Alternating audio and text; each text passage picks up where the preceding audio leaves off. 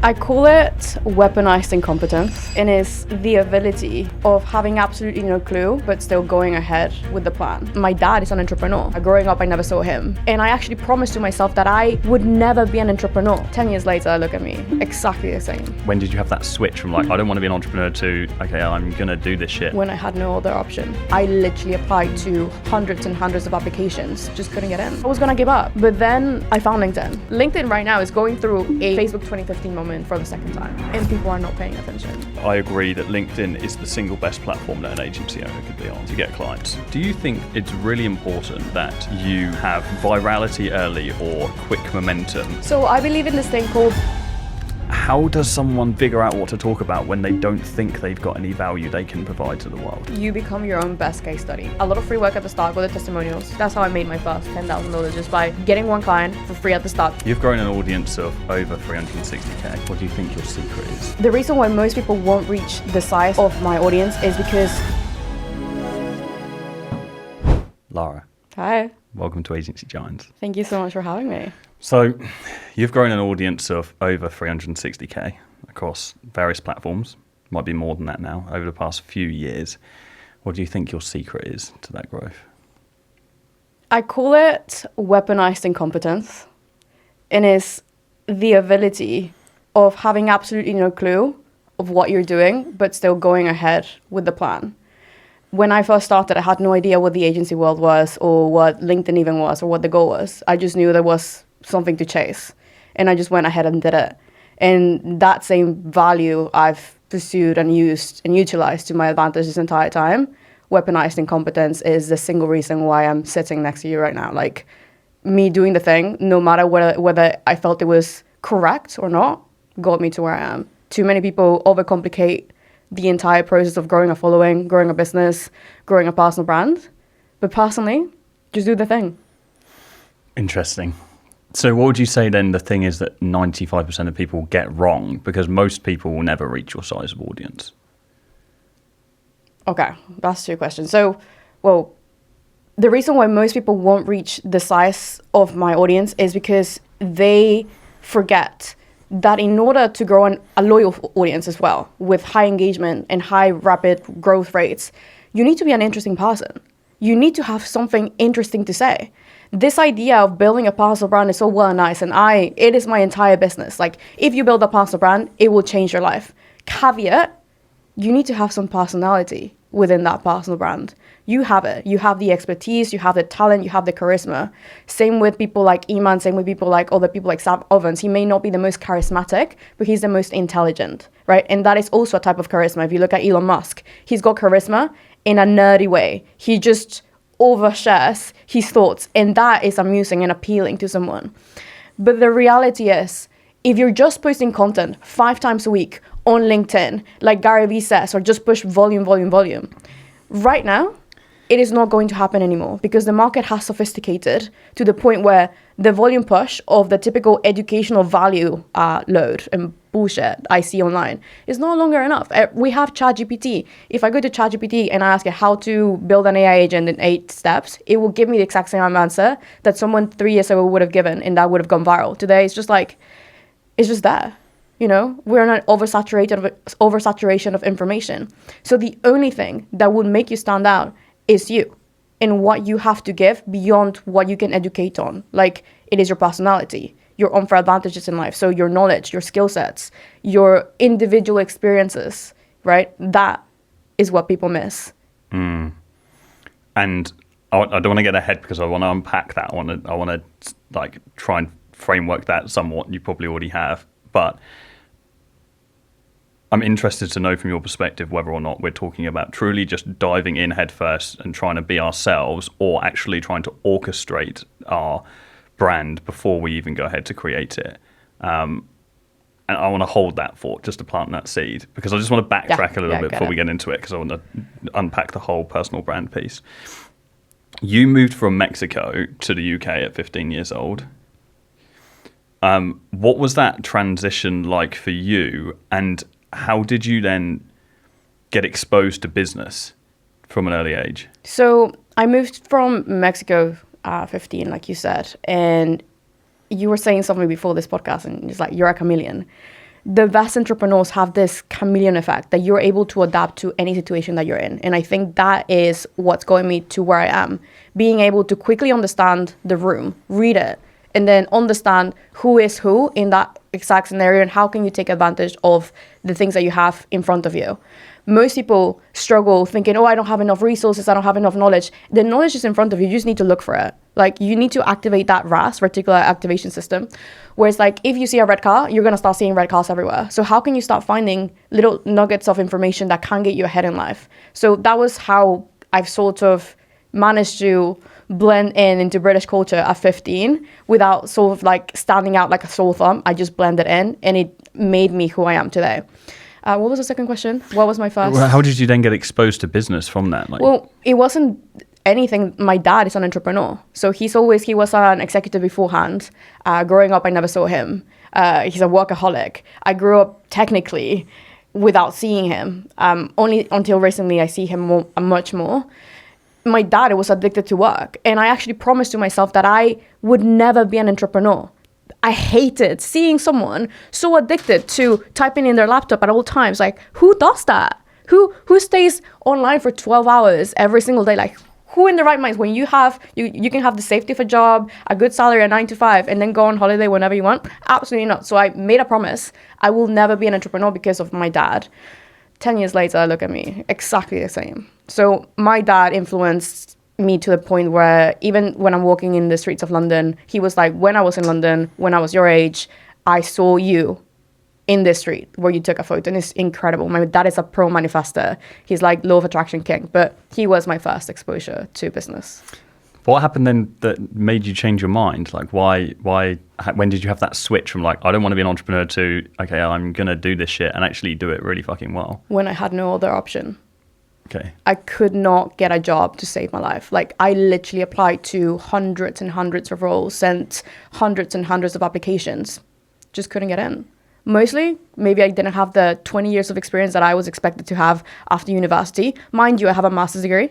And so I thought, okay, I'm going to get this golden ticket. Also, I'm an immigrant and I'm Mexican. So the golden ticket was this master's degree that society promises you that if you have, you will get the life that you are dreaming of. You will get the dream job. You will get all of these things. Surprise, I did not. That was not my golden ticket. My golden ticket was my ability to take action on things and move quickly. And that led me to entrepreneurship because I had no other option. Like, what was I going to do? Go into a entry-level job that was going to make me even more depressed than where I was in 2022. So long story short, I was diving into the internet. I was looking for like ways to get experience. Like, I wanted good experience so I could put it in my CV so I could get a reference. And then I could get into the university that I wanted to or a role, right? And so I started SMMA. So started with an Imangaji funnel, went into his course, like took it, whatever. Didn't do well because SMMA at the time was like Facebook ads. I didn't have any money to spend on ads. Let's start there. So by the time I had invested in the course and then invested in my first ads, I was already broke. Like, I had no more money. Then I started different business models and I tried them out. I hated them all. So I was going to give up. But then I found LinkedIn. And that single thing changed my life because the one post that I made there radically changed my perception of what the potential and opportunity is for someone that is delivering value and solving one single problem online. Because after I posted my first post and it went crazy viral, 4,000 likes, 300,000 impressions in 42 hours, got inbound leads for a product or a service that I didn't even have. If I could do that, then what could the future have for me? And why was I boxing myself into trying to be the perfect candidate for a role I didn't want? I love that. Your first post as well. That's pretty cool. I didn't know that. What do you then do with that? Like, not having a depth of business experience yet, you've got all of this opportunity. Did you make some mistakes early on, or was it quite a straight path to... You started an agency initially, didn't you? I made all the mistakes. I cringe at looking at me before. So with SMMA, I failed because I didn't know how to run Facebook ads. So my first business in the pandemic, I was like, no one's doing this. I'm going to start a dropshipping store and I'm going to sell hand sanitizer. No one's doing this. Blue ocean. obviously didn't work. I didn't even know like the entire economics of how these businesses ran. The course seller that sold me the course, because I bought a few, was like, yeah, it's free money. No, it's not. He doesn't tell you that you need to pay for the ads and you need to talk to these people from Alibaba. Like, I was just a girl in my house, like trying to make internet money. That didn't work. So failed that. Very strong realization that maybe I don't have it. Maybe I'm a failure. Maybe I'm just a failure at everything. Because at that point, couldn't get a job, was severely unemployed, severely depressed. Felt I was overweight as well. So I was like the full package of like, I hate my life. I am so sorry, mom and dad, for disappointing you. I apologize. So then failed that. I was like, okay, let me try it again. Dropshipping failed. Facebook ads failed. Etsy store failed. Tried again with SMMA, a different model, influencer marketing. Got some clients there, hated them all. I was like, you're paying me $300 to run your entire Instagram and you're complaining that you're not getting leads. It wasn't me, it was you. It was your product. I was just here for the vibes. So I was just getting experience. So I think because I didn't have this crazy dream of being an entrepreneur and like Bugattis and Ferraris and the lifestyle. I just wanted some experience to put in the CV. Like, I didn't care about this long-term vision of scaling and being the person that I am today. And I think that's why I was able to get to where I am today so fast, because there was no goalpost. I was just figuring it out as I went, and it worked. And then, obviously, I bumped into a Gary Vee video. It was a keynote speech from 2019. I'll remember so clearly. He was shouting at people. He's like, if you don't get onto LinkedIn right now, you're losers. Like, you didn't listen to me about TikTok. Look what happened. Now get into LinkedIn because it's the easiest platform right now. And I was like, okay, fine. Like, I'll listen to you. Went in. My first post went viral, but what I barely mention often, because I forget, I engineered that. It didn't happen just by luck. I manufactured luck as a result of me having had all of that experience and that exposure to what dopamine looked like to a B2B audience. So I was working with all the people. So I knew what made them tick. I understood what they wanted to listen. And what I saw on LinkedIn was a gap. There was a big, massive gap between authentic content, for lack of a better word, and educational content and entertaining content. So realized, okay, so these posts are going viral right now. These posts suck. Let me combine both and see what happens. Posted it, engineered my own luck, went viral by accident. Do you think, and I'm getting ahead of myself a little bit now, but I just really keen to know your perspective on this. Do you think that it's really important that you have virality early or quick momentum and maintain that momentum in a brand? Or do you think you can gain significant momentum if you've already been going for a decent amount of time already? Because you hit the market, bang, seemingly instant hit. I presume your content continued doing well thereafter and gained momentum. No? Had lulls? What's your perspective on that? So I believe in this thing called the winning effect. The winning effect essentially means that when you have a small win that is of a decent incremental value that you haven't had before, you're more likely to keep on doing the thing because you've already seen what it feels like to win. So you're going to do it again and again and again, even if those next few tries aren't as high as the first one. So I absolutely stand by that value. I'm pretty certain that if I hadn't gone viral within the first month of me being on LinkedIn, I don't think I would have kept on going.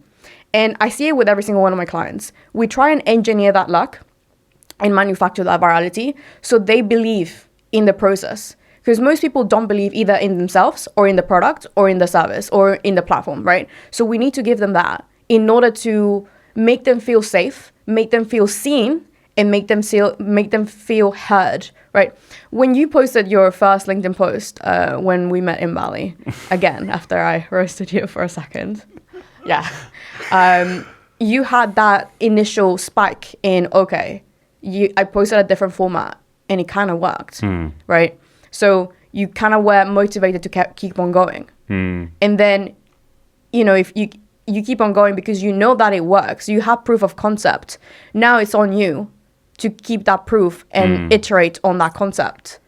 I was just salty that it wasn't Lara level spike. I mean, could have been. Like a couple of hundred views. Like, come on, guys. I mean, it got like 300 likes in like... Yeah, like 90% of them were your followers. So yeah, but that's what it takes. Like, sometimes it takes that engineering of like, I'm tapping into a new market in order to then create my own again. Because what happens with people like you, and I see it all the time with... I worked a lot with very successful multimillionaires in other industries that have a lot of presence in their industry. And they're like, people already know me. Like, why do I need to play this game again? And it's this frustration of having to go back down to level 0 where you're like first telling people who you are, because no one's used to that. And anyways, like, not you, not me, even on Instagram, I'm experiencing that. Like, why do I have to reintroduce my, like, I shouldn't do that. I already did that. So, but it's important, especially when you can't attach yourself to someone else that already has it. You're playing the game on easy mode. With me, you had it on easy mode, whereas like we have very similar audiences, and then all you have to do is borrow it for a second, and then keep on going, and then manufacture your own authority on the platform through me, and then you become you. And the reason why I say it is because that's what I did. And it worked. For a period of time, I was attaching my name to this guy called Justin Welsh, this other guy called Mal Parker, this other guy called, I don't know who else. That's it. And I was like, okay, I'm going to try and put myself in that circle, enter it, and then create my own. And I did. But it takes a certain amount of, I guess, not even consistency, just need. And I had that need because I had nothing else going on for me. And I think it's easier when you don't have that insane, like, I need this to work, right? You don't have it because you have YouTube, you have Instagram, you have email. Like, you have so many other multiple sources of income streams and revenue and visibility that LinkedIn is not the be-all, end-all. But for me, it was, because I had nothing to lose and everything to gain. Many people come from the side like they have the business and then they like, oh shit, I should do the personal brand thing, and like your personal brand created the success. Can you talk a bit about that early success? Like, you started the agency, and then I know you built a consulting offer as well, had a 100K launch for that as well. So what was the early monetary success like from that? So you've taken the audience, you're like, okay, I need to create a business out of this. What did that look like, and how's that kind of evolved now? So the agency happened by accident. Like, I had my first inbound lead as soon as I created that first LinkedIn post. I was just like a glamorized freelancer. And then I realized, okay, people are actually willing to pay money. Okay, so then I realized that people don't take freelancers seriously. It's like a word that people don't like. So I was like, I'm going to say I'm an agency. So I started the agency module and, started optimizing for CRM, all these crazy things that you do with the agency. And then I scaled it to 10 clients, which was amazing on my own, using AI as well. When it first came out, no one really knew what it was. ChatGPT was like baby GPT, like nothing what we're seeing right now. And I managed to scale that. And I was like, this is not for me. I hate this. Like, and again, everybody was trying to brainwash me on the idea, like, why don't you just scale and hire? I don't know how to hire. And also, I don't want to. And then I realized, and it came to a breaking point because at that time I was doing my master's degree, right?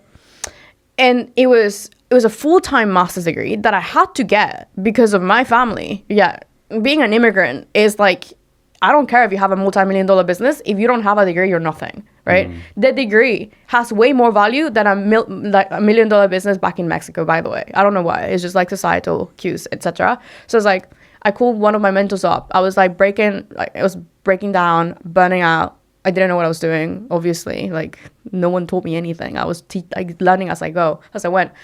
And he was like, Lara, you don't have to quit the agency and you don't have to drop out of university. You have a third door. And I'm like, where?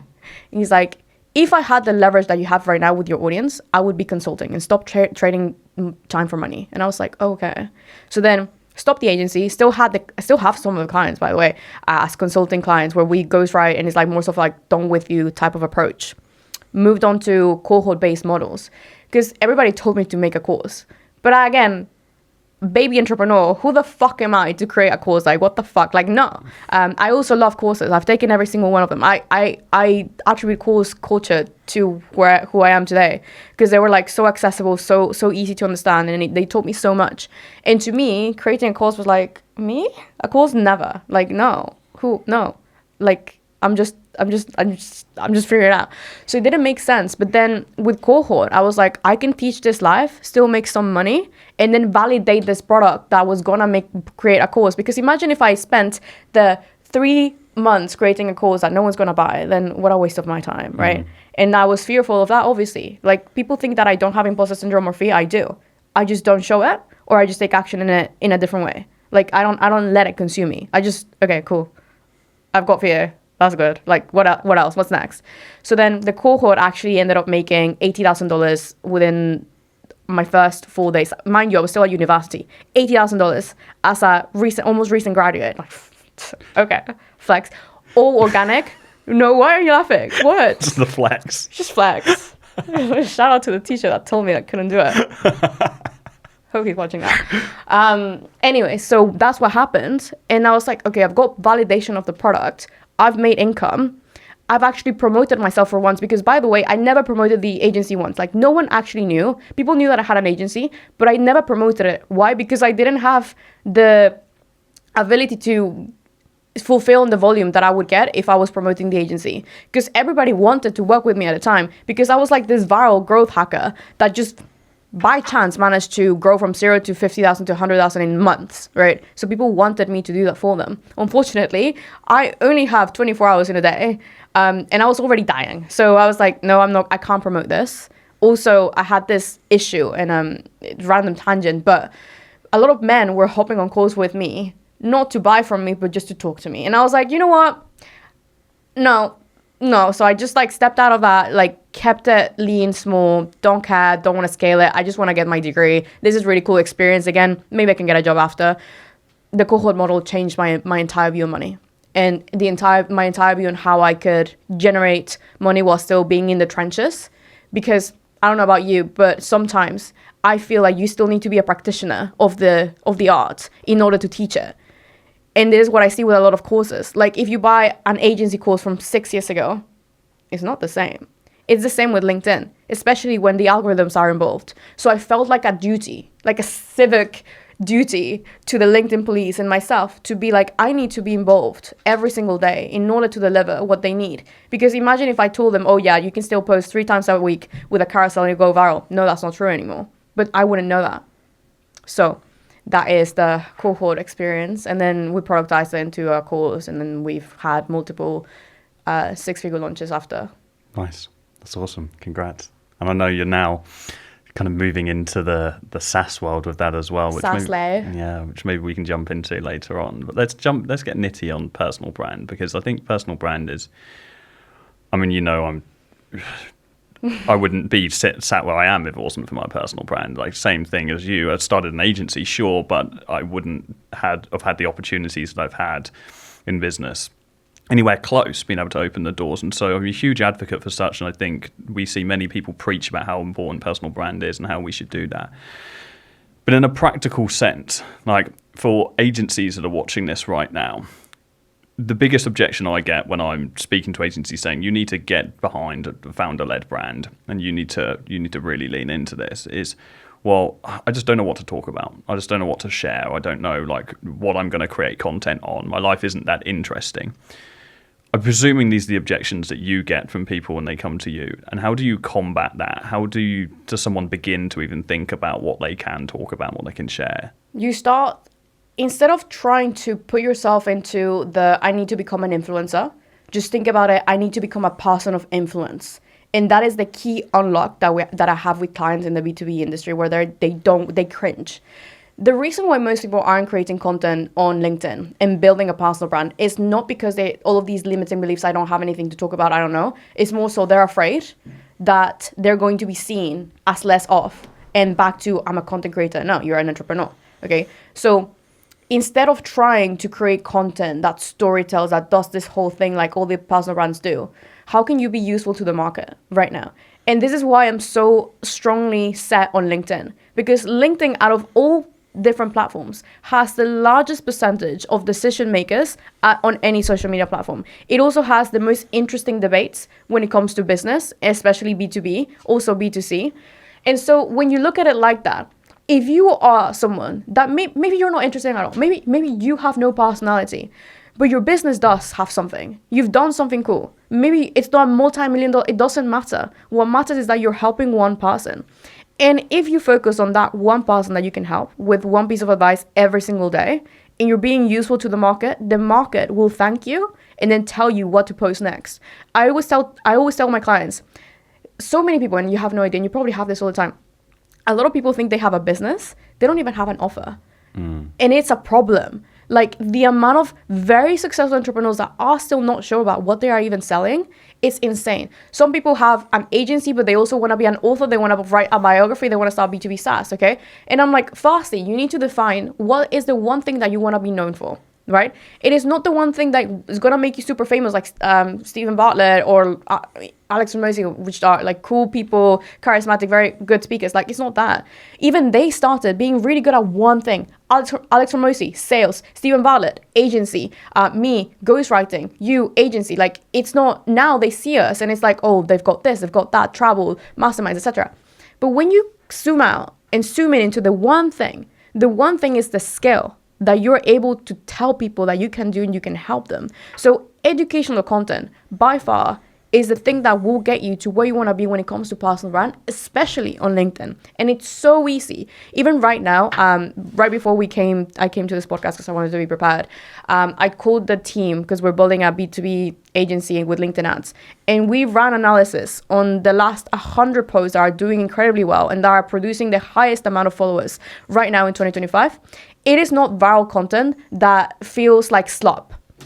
I know you. Whenever you go on LinkedIn, you open it and you're like, ugh, this is slop, this is cringe. I don't care about the TED Talks. I don't care about the infographics. I don't care about your ugly selfie. Like, I don't care about this girl that looked really, really hot and somehow got viral because of her hook. It's not her hook, it's her photo. Like, let's be honest. It's same with other people. Like, it's the same thing. So the content that is actually producing the highest results right now is thought leadership content. Things that are honestly honest thoughts, because people on LinkedIn are bored of the AI slop that ChatGPT is creating, because everybody now has a ChatGPT bot that is creating perfectly viral content. No.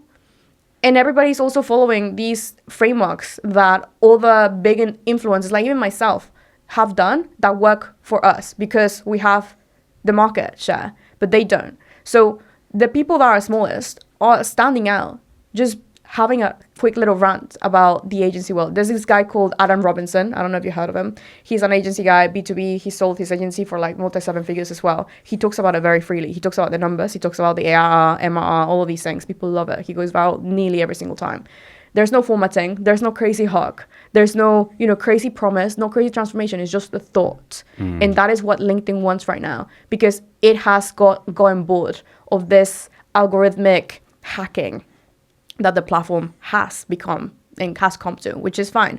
Like, when you see something you have to optimize on, I did it. But right now, like, I think that when I see agency owners and any single person that has a business not taking advantage of LinkedIn, I'm like, what are you doing? You've got a free pass to building this personal brand that you're trying to spend thousands and thousands and thousands on agencies, creating the most viral Imangaji style video and like the vlogs and all of these things and multi-platform, like 3 different blog channels. You could just do it on LinkedIn in literally a month if you actually went ahead and did it. But I think the cringiness of it and I think it's the novelty really stops people, and the fear of, I need to be the most interesting person in the room. No, you just need to be the most useful. And sometimes to be the most useful, you only need to be a couple of steps further ahead than the other people in that room. I think I completely agree, of course, with value being the single most important thing. But I also have been reflecting quite a lot recently on how two people can provide the same value, but those two people will be listened to in completely different ways. One person will have their information dismissed. The other person will have it worshipped because of who they are. And the value might be the same, but the way that they have... or the way they're perceived has a big difference on that. And so you mentioned early on about how important it is that you have charisma, that you have personality and so on. How much of an influence do you think and how important do you think it is to really think about who your character actually is? Because in a way, like, whilst our personal brands, we want them to be, authentic, and everyone talks about authenticity and just be yourself, and I would like to believe that my personal brand is a reflection of who I am, but realistically, I'm not sitting around talking every day about how to cold call. I'm not sitting around like dreaming about cold emails. It's what I talk about to the audience, and it reflects well with them. So how important do you think it is to, A, just be who you are and provide the value, or B, wrap that value with some kind of mystique or brand or personality or some kind of character that you're essentially creating? Because the best brands have someone very individual behind them. Like Hormozi's got his nuances. You have Slay. You have your eyes.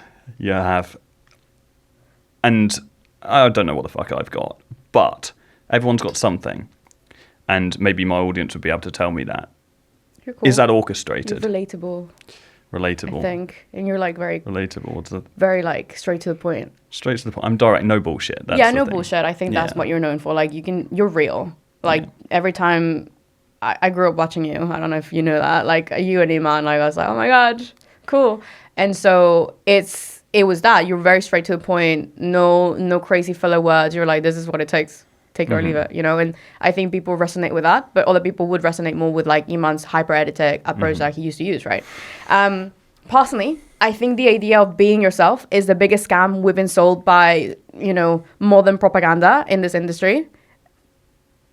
Being yourself, this is why artists are broke.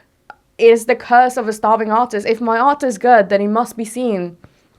Lie. Most of like the big artists' arts became famous after they died, and they made zero money from it.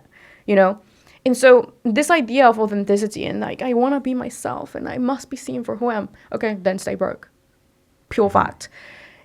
I think that you can still remain yourself while still engineering the best parts. And that is personal branding. Personal branding is manufacturing fame and manufacturing authority at scale, And if you are aware of what that cues look like for you and what those traits that you currently have can be maximized to the top, where you can overemphasize on your strengths and underutilize your like weaknesses, you're good. You do have to create a fake persona. It's called the alter ego effect. People like Kobe Bryant talk about it all the time. They create the Black Mamba. You need an alter ego for your personal brand to succeed. You need this thing that makes you the most interesting, relevant, authoritative, charismatic person. Whatever you choose, and whatever also the cards that you're dealt with, you just double down on that, right? For me, at the start, I had no charisma. I used to have a stutter. I didn't know how to speak in public. English is not my first language. I'm Mexican. I had every single disadvantage going for me. Did I care? No. Why? Because I knew I could do, if someone dumber than me was making more money than me and I had all this talent and knowledge and expertise, then why not? Oh, but I want to be myself and I want to write like a girl. And hey, queens and queens, today we're going to talk about marketing. Fucking no. Like, who is going to take me seriously? And I think for me, I took this way more seriously because I'm a woman in business. I've got a bit harder when it comes to setting myself into the table. Like, there's a little bit more things that I need to do in order to gain that authority. So what I did, okay, you analyze the people who are winning in the market. What are they doing right? Okay, you analyze yourself. Okay, what is a single skill that I can provide to the market that can give value immediately? Okay, and then over time, you start engineering and you start listening to the market. Again, the market will tell you what it wants from you. The only input you need to give it is the content. It's like a machine. It's psychology at scale. You're testing it as you go. And I think this is why social media is so incredible, because it is the only place where you get immediate results and immediate iteration and immediate logic and immediate feedback loops, where you can see, okay, if I post about copywriting, are people resonating with me? No. If I post about storytelling, are people resonating with me? Yes. If I'm posting about generating leads on LinkedIn, yes. Okay, so I'm gonna cut the copywriting. I'm gonna keep these two things and I'm gonna double down on that. But the reason why people stop, they don't even start. They overcomplicate the why or the how instead of doing the do. You just need to try things and then figure it out after. And again, because I had nothing to lose and everything to win, I just kept on trying things and throwing stuff at a wall, and things stuck, ultimately. Do you think then, by default, through doing something for a number of years, because you can tell by the way I spoke then when I said, I don't know what I've got. The detachment between the character and me, they're symbiotic now. I've been doing it for almost 10 years. It's the same person. I don't make the conscious effort to be a certain person on social. I just can't be asked. But once upon a time, I did care about that. It was something that I thought deeply about. So do you think that you become the brand? 100%. Yeah. I think the alter ego effect is essentially your higher self and who you want to become. And I think personal branding is the biggest art and way of becoming the person you want to be faster, because you are practicing that person every single day. And so it doesn't happen. You become that person as a result of you showing up as that person every single day. For me, I always say that writing is the single most life-changing thing that you can do for yourself, because when you write about your thoughts, you stop letting people tell you who you are, and you start discovering who you actually are. And you understand your thoughts, and you understand why you think the way you think, rather than why you should think the way you think. And so with personal branding, you're talking at scale, and then you're testing those thoughts out. And ultimately, yes, maybe you are educating on something very boring, but then that education then leads you to understand how to say even better, which makes you understand yourself better. And as a process, you become that person that you once faked to be. Now you are it. That's a really beautiful way to look at it. I love that. Thanks. And that in itself should be enough of a motivator for people to start a brand, because it's just making the commitment to the world, or putting it out there that this is who I want to be and this is who I'm going to become. It was only yesterday I was looking at a video of myself that I put on my story, and I was like, this person, this human, versus the person who started my YouTube channel. You compare those two people, I speak differently, I look differently, I act differently. I'm a completely different person. And that person was engineered over a long enough period of time. And that in itself is just that's a big enough reason, if any, for getting business, for getting money, to start a brand. Because you are publicly declaring who you are. And I think that's really cool. I always say, people always ask me, and probably you as well, how did you find your purpose? You don't find it, you manufacture it. And then the purpose is assigned to you once you get in the trenches of understanding who you even are. And you don't know that at the start. Like, I did you know where you were gonna be 10 years ago? Probably not. It just happened. But you found the thing that made you tick, agency world, business, meeting new people. And when you start a personal brand, you get access to things that the normal world would never be able to provide to you, like the network, the people, the education, the resources. I don't think I'd have half of my friends today if I didn't start posting on LinkedIn, and they made me a better person. And as a default, I became a better entrepreneur. Entrepreneurship is literally the pursuit of purpose and success, and ultimately it makes you a better person. And I genuinely think that if I didn't become an entrepreneur, I think I'd still be depressed. Agree. And in debt. Yes. Tangibly, someone knows what they can talk about. Someone's got, let's say, a hypothetical person, John. John owns a ad agency. John knows a lot about ads. He hates sales. John starts talking about ads on social. He knows he can talk about ads. How does John then decide who John is going to be? Is there, are we picking 3 character traits? Are we deciding, okay, we want to model upon this person? Because I think the risk is that people, and this is a trap that I fell into very early stages, is they try and replicate other brands that they see out there. Oh, I really want to be the ads guy, but I want to be like Hormozy if he was an ads guy. And then because it's so detached from who they actually are at the moment, they struggle to do that. So I feel like whilst we can engineer and make the commitment to become a certain person, it has to be close enough to us to not be something that we can't maintain. So how do you find that people can decide who they want to be? I asked them, do you want fame or do you want fortune? Pick one. Most people say they want both, but they want one. So when it comes to manufacturing fame or authority on LinkedIn and building the biggest personal brand, You need to choose why are you doing this? Like, do you want to become famous and have the virality, or do you want to have a lot of cash in the bank, right? And then that would determine what persona you then take. Because people that try the Hormozy effect, right? It is virality, it is flashy, it is hyper edited. Same with Iman, same with even me, right? And that creates a lot of virality. I don't have as much pipeline as people would expect me to have because I'm not optimizing for that. But if I did, I probably would. And then I have people, like there's two types of people in personal branding. There's the educators and then the storytellers, right? Mm-hmm. You need to pick one to start so you can nail that one and then become the next one, right? I started with storytelling because I have I didn't know anything. So it's like, I only had my stories because I had a pretty decent, crazy background where I was like, I'm doing a master's, I'm building a business, I don't know what I'm doing. So I, as a default, had the strength in storytelling.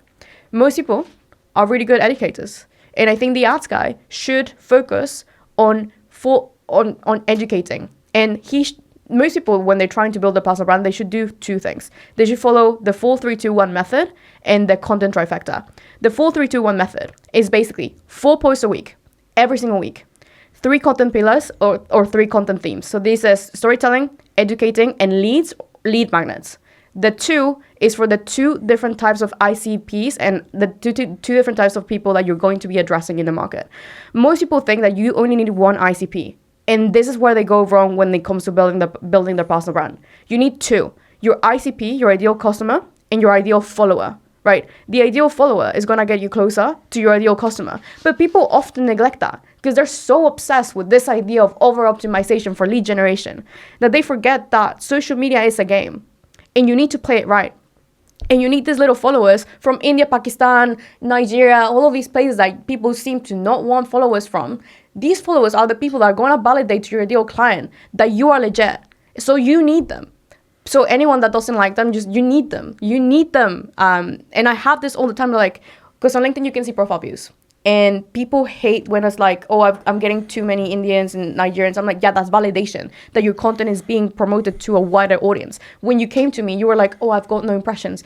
Now that you've got impressions, like, oh, they're from the wrong country. Okay, wait for it. Okay, anyways, tangent, rant. We can go into that after. But, so true, though. Yeah, and then the one is you need one call to action every single week. And then you need one call to action. So either that's a sales post or you need one lead magnet. Lead magnets right now on LinkedIn are printing cash for every single one of our customers. They're the most easiest, and like lead magnets are my baby. Like I'm obsessed with them. Like every single time I post one, I get between 1,000 to 5,000 new email subscribers. I know you guys and any person doing ads, you guys are paying thousands for that. I get them for free just because I decided to not be authentic and just do the thing. I don't look at the cringe on LinkedIn. I don't care. If I care, I just let it go and I just do my job. And guess what? I get 5,000 new followers on newsletter that I can then convert to clients, right? So I think that if you follow that sequence for at least 3 months, you're going to see a rapid increment in your followers and if not in your business, right? And then the second thing, the content trifecta. You need 3 different types of content. Total addressable content, which addresses the entire market, then growth content, and then authority content. Total addressable content is a type of content that you create about leadership. So you're a leader, obviously. You're an entrepreneur. You can be categorized as a leader. You also work remotely, right? That is total addressable market content because everybody can relate to that. So you're reaching the top. That's almost like top of funnel. Growth content. Growth content is when you talk about a story. That is going to make you relatable. And that's what's going to make people buy into you. So then you've got 2. Then the other type of content, authority-led content. Jordan saying that you just invested in this new B2B AI SaaS and how much is valued at, and then you take a photo of it. Amazing. Increasing impressions. I just did one with my new investment in Newsonic. It got like 200,000 impressions when my average right now is like around 100. So those 3 reach as many people as possible. You are seen, you are heard, and then you are loved. And then people will buy from you because they trust you. Because with the growth content, you're putting yourself out there. With the total addressable market content, you're reaching new people. And then with the authority-led content, you're making people know that you know your shit. And that's it. It is that simple. people are overcomplicating the entire process because they simply find a way to hate on LinkedIn, which I get. Like, LinkedIn is weird. You log in and you see your old boss, maybe your ex, and some sort of random post about a cat, and you're like, what the fuck is that? But then if you look beyond that and you see the potential, and you see that LinkedIn right now is a blue ocean for anyone that actually tries for at least a month and then delegates it to their team, it's gonna change their lives. Last night, I was looking at this new thing that we're putting forwards. It's like thought leader ads. They're crazy good right now. LinkedIn has realized that it is not going to become the social media platform. It's trying to. Goes back and forth. It's like a toxic ex relationship. They want to be a social media platform and they push video, then they take it out. Now, because they have, investors in the platform, they need to monetize. So thought leader ads, they look like a normal post. It's got like a tiny bit where you can see it's an ad, but it looks like a general normal post. And what people are doing, they're posting these lead magnets that you see on YouTube all the time, like the Miro board breakdowns. They're taking them onto LinkedIn, then putting them organically for a week. They get that massive push in virality at the start, because, by the way, these generate and manufacture virality at scale, because they're like comment X to get Y. Engagement happens, you get put into a lot of different feeds for free. Again, free. And then people then are investing into these ads and doubling down. And then a post from 6 months ago just showed up on my feed last night. I'm interested because the post was good. So obviously the graphic was good. The content was good. The hook was good. It's optimized. Like, LinkedIn right now is going through a Facebook 2015 moment for the second time. And people are not paying attention. I think... Well, I agree that LinkedIn is the single best platform that an agency owner could be on to get clients. Funny enough, speaking to a guy this afternoon, good friend, name's Ollie, has an agency called Saw. They do almost $1 million a month, for anyone that doesn't know. And the main top of funnel is LinkedIn. And it's Ollie's brand. And Ollie's the educator, by the way, not the storyteller. Ollie has no interest in being famous. I'm sure if he had it his way, he wouldn't be posting LinkedIn content at all. Would rather sit behind, stay in ops, do his thing. But he's the chosen one in that business. People resonate with his brand. He knows that, and he's putting out that value. But the lead magnet strategy is the number thing that they are doing to get leads into the funnel and then convert people through various other systems. So I couldn't agree more. When someone's just starting, and by just starting, I mean, say they're at, even 10K a month. You haven't got much knowledge, and I'm sure you can put yourself back in those shoes, because when you had your first viral post, you weren't yet the successful woman financially that you are today, right? And therefore have this depth of business experience. How does someone figure out what to talk about when they don't think they've got any value they can provide to the world? You become your own best case study. You do everything you can to become that client that you want to either serve or help. So most people struggle, and I help a lot of ghostwriters and agency owners at the start, and they're like, I don't have any testimonials, or I have NDAs that I can't do, which is annoying, especially on LinkedIn. And I get it. They're like, I cannot show my value. And then I'm like, you become that value. You become that person that you're trying to help. So if you're selling agency growth, like, you just showcase how your agency is growing and what the things that you're doing are. Like, the idea is you just help someone 2 steps behind you, and that's it. And if you can storytell through you, people are more likely to join you, because people want something to believe in. And if they can trust you through your stories, and then they can then make a logical decision to buy with your education, you're in, right? People buy not with logic, they buy with emotion. And then they justify it with logic. When you understand that, you can then leverage your storytelling, whether it's, I just signed my first client, here's exactly how I did it, to, I just wrote a viral LinkedIn post, here's exactly how I did it. I just made this client ad go viral on Facebook, here's exactly how I did it. When you're just simply explaining from a how I angle and not a how to angle, you're gonna win. Right now, and this is something I say, like, don't do how to, do how I, because that makes you more relatable. Because you're not talking from a point of like, I'm the most experienced person in the room, I'm gonna, start preaching. No, you're just saying, I did this, it kind of worked, you can try it. If not, doesn't bother me, it's free. What are you gonna do about it? And if it works, then guess what? That client is gonna come back to you. And the moment I realized was when I signed my first whale client. I'll never forget it. He's actually flying me to the US 3 years after I signed him. I don't know how I landed him. He's a massive guy in the US, real estate legend. Inbound. I posted a carousel teaching people how to go viral on LinkedIn. He's like, I want you. Like, you're great. Mm-hmm. Implement that immediately. I didn't pitch it. He just came through one carousel that I made, just showcasing how I did something, right? I remember it so vividly. It's called the LinkedIn Playbook, and it was a carousel of eight pages. He didn't even get to the end of it. He's like, she knows what she's doing. And I think right now people are looking for competent people rather than the most out there people. People want charismatic personal brand legends. Like, they want the person that's in the trenches right now that knows something that they don't and that can implement it for them. That's it. That's how I made my first like $10,000, just by getting one client for free at the start. By the way, I'm a big proponent of free work. Like, there's so much controversy right now on free work, and people should be paid for. Okay, cool. If you want to know how clients and fine, so fine. But I did a lot of free work at the start, got the testimonials, was able to talk about them, got the expertise that I didn't have, got to learn for free too, at their expense. Then I signed more clients. They paid me. I learned a lot from them as well, from the business end. And then that's it. Talked about our own content, story told. And over time, that gave me more experience. And that made me me. That made me interesting to listen to. Because then people saw the story unfold. I get messages all the time from people that were there from the start. They're like, I was there when you had 5,000 followers. And I'm like, really? Why? And now they've seen the whole journey and they trust me because they saw it all happen. And I think that is incredibly powerful because you have all the receipts. And no one can tell you that you can't do it because you showed everyone that you could, that you did it.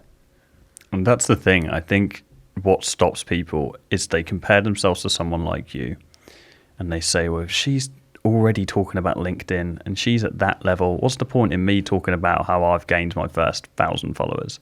It's that comparison that stops people, which is such flawed logic, because by that logic, no one would ever start a business. Because why would I start an agency if there's already one doing a couple of million? But it's because a personal brand is so in your face, and it's so easy to compare yourself to somebody else who's human. And it's not as easy to compare yourself to an entity. I saw it more as an advantage. I was like, all of these old people are giving old, outdated things. Let me get a piece of that pie. And I went ahead. I think it's important for entrepreneurs and anyone that has imposter syndrome to realize that every single disadvantage that you think you have, it's actually an unfair advantage. Like, your desire to do something is not there by accident. It's there for a reason.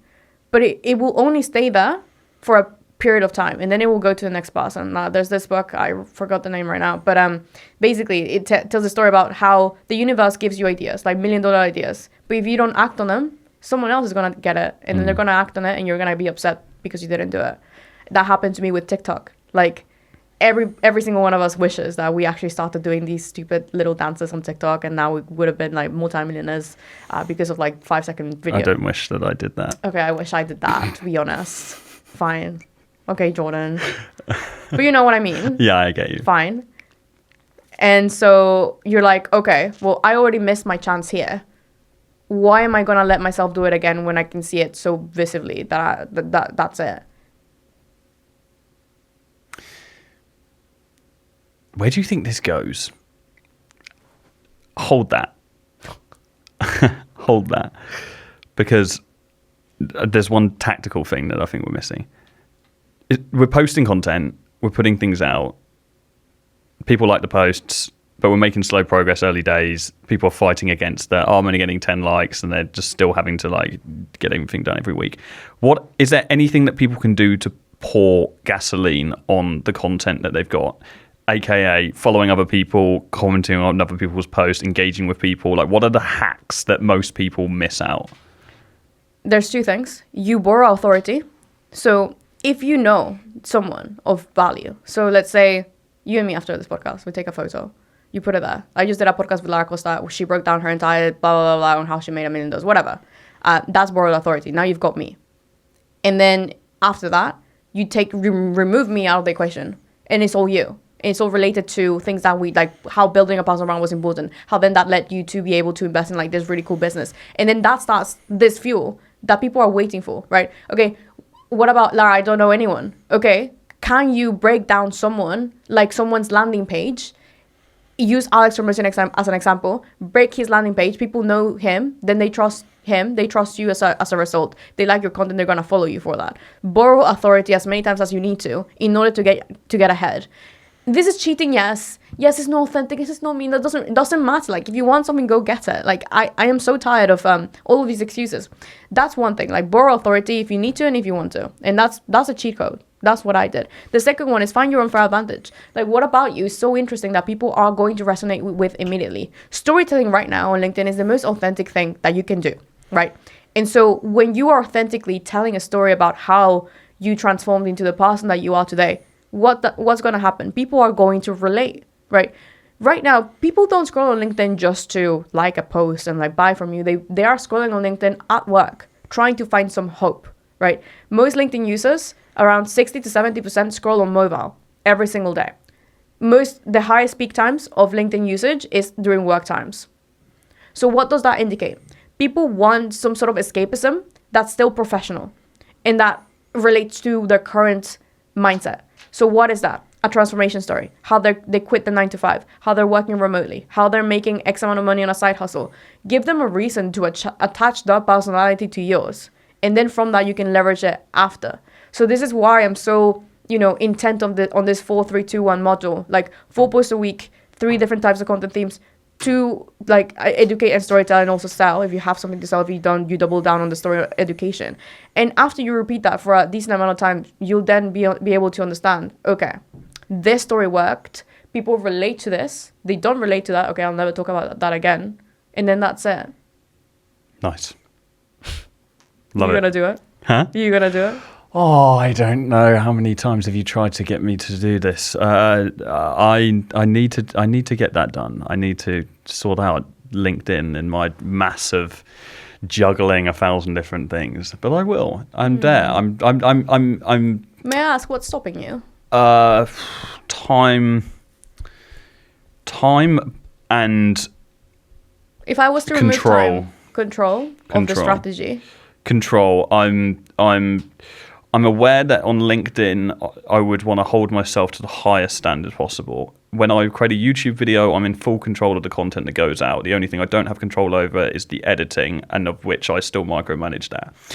So on LinkedIn, that content has to be, if it's, let's say it's written by someone else, but is my story and is my truth, I still have to then go ahead and approve that. And I think that I hold it to such a high standard that I just haven't found the time to prioritize that yet. But it's coming. Is that really the reason? Yeah, I think it's that. I think it's like I want to be able to, the truth is I think I want to be able to do it myself, but I don't have the time nor desire to write the posts myself. I don't. It feels inauthentic having someone else write the content for me, because then it just feels like just anything. Is it because you don't know what to write about? No, we've got a lot of shit to talk about. I just don't want to sit down writing the post. And maybe that's just like a decade of creating content. I'm like, do I really now want to jump into a new platform and start posting that? But I know I need to, because now being a co-founder of a B2B SaaS, LinkedIn is there is no better platform in the world than LinkedIn for something like that. So it's coming.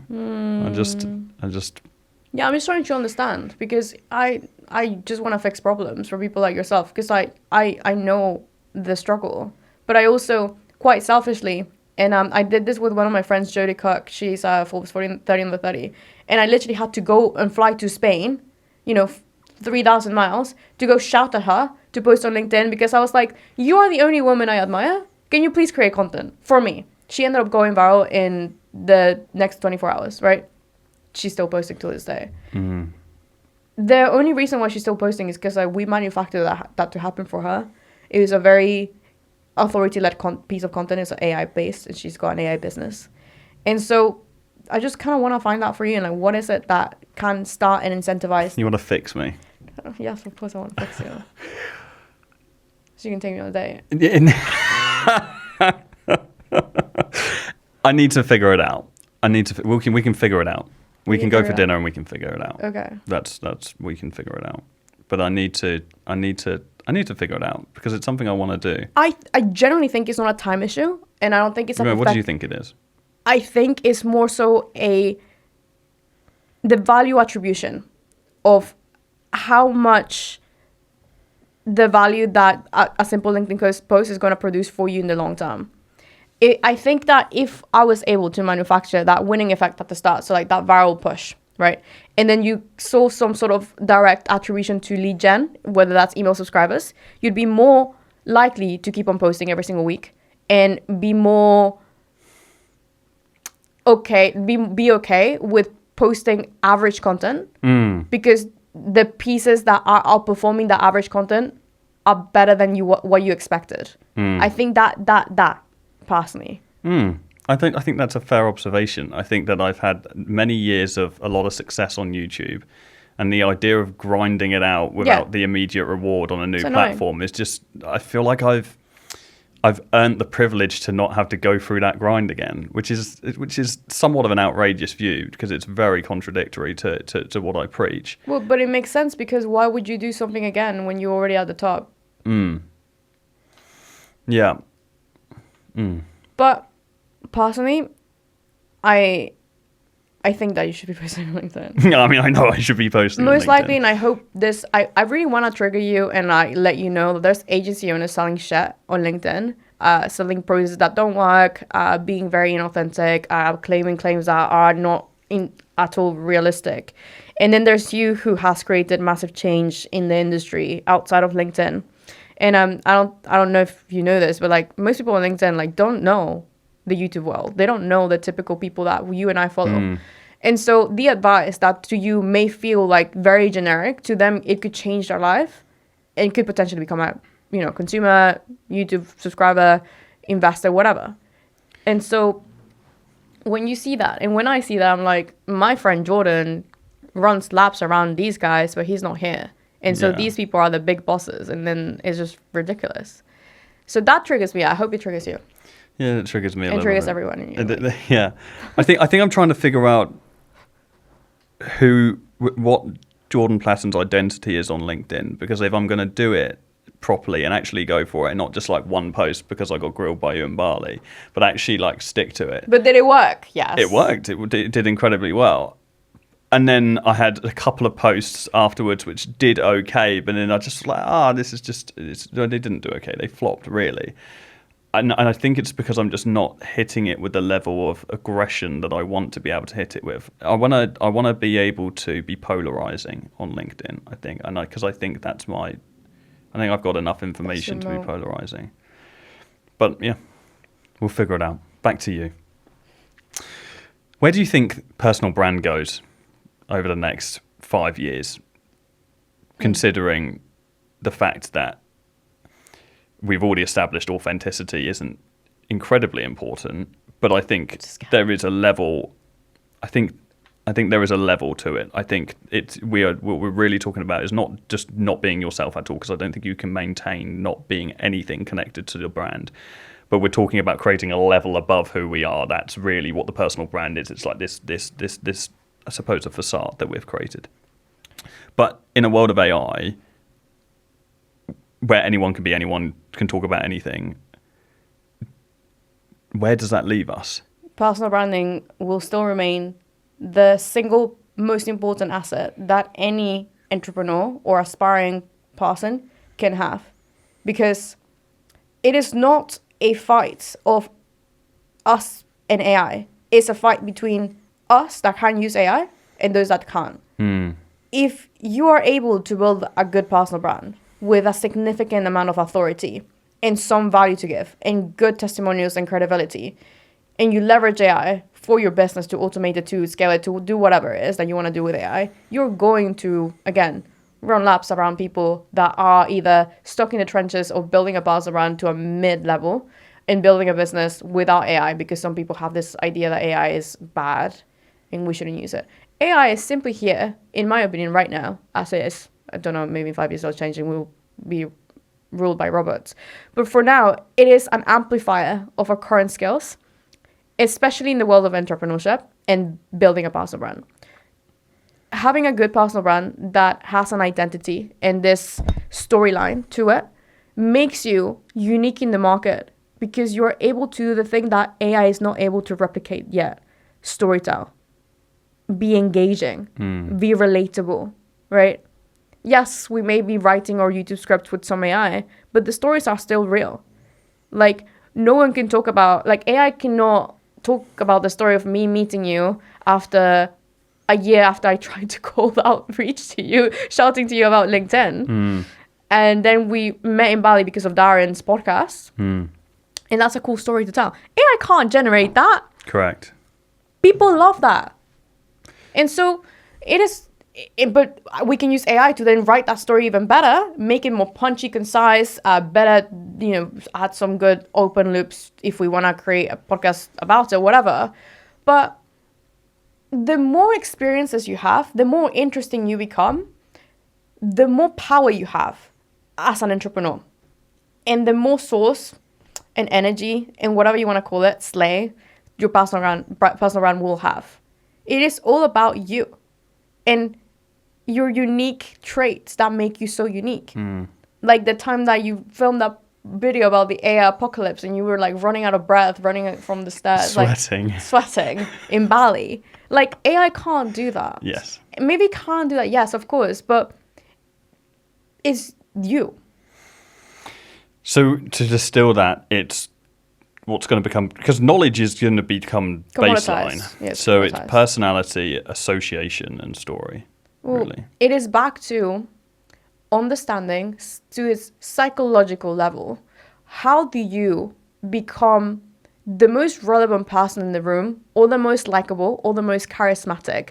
What experiences can you share with someone that will make you instantly likable? That is also the art of personal branding. Personal branding forces you to dive deep into these things.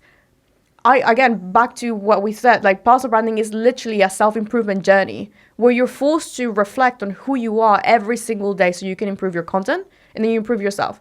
I had this realization a year ago that I could not speak for shit. Like I had social anxiety to the maximum because I was stuck at home grinding it out for 2 years straight. Like at university, I made it a promise that I wouldn't go to any single party. I made no friends at uni. No one knows me at uni, by the way. Like if someone asked for me, they would be like, who is that girl? Because I literally just grinded it out. But then I lost the social skill set of talking to a stranger.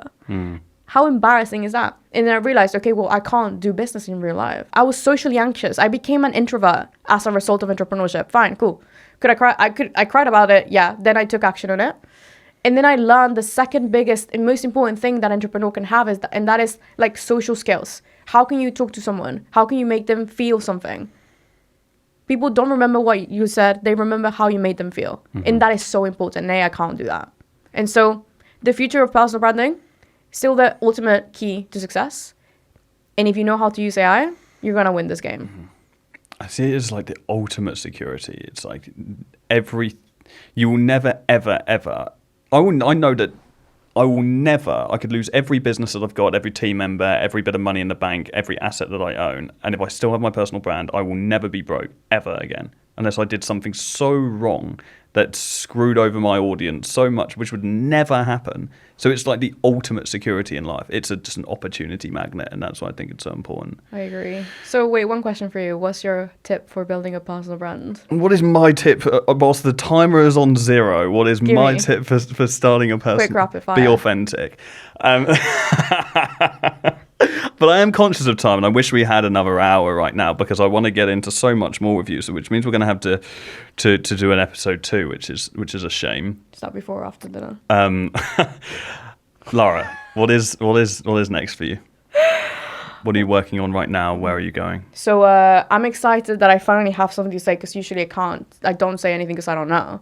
But I'm building this B2B SaaS, and it's all about LinkedIn and solving this specific problem. That's why I was asking you so many questions, because I really want to understand what's making people like you, with the amount of success that you have and the amount of information, what is the gap that I can't fill? And like I was saying to you earlier at coffee, it is not about the writing. Otherwise, you would let ChatGPT write your content. You've got a Lara AI that I made for you with all my templates and all my systems. But the reason why you're not using it is something else. And I am for like the last 2 months, we've like been in process of understanding what that is. And it's not the writing. And it's also not the ideas, it's something else. So creating that and launching that B2B SaaS soon, hopefully, all about LinkedIn and fixing this exact same problem. But I think it is the logical aspect of strategy rather than the content. And then a LinkedIn ads agency coming soon. Pending. Pending. Amazing. TBC. Pleasure, as always. Thanks for having me.